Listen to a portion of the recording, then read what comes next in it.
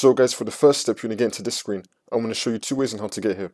So for the first way, if it lets you sign into Windows, then you're going to head over to search and type in reset this PC, click on it, and then once you're on this, you're going to click on restart now, and then click on restart now again. It will then take you into that screen. And now for the second way, if you cannot sign into Windows, then you're going to turn off your computer from the power button and then turn it back on again. As it's turning on, you're going to turn it off again and then turn it back on again. You're going to repeat this 3 times. So you just want to turn off your computer off and on again from the power button 3 times, and then on the 4th time when you do it, it will then take you into this screen. It's going to say that your PC did not start correctly. You're going to click on Advanced Options.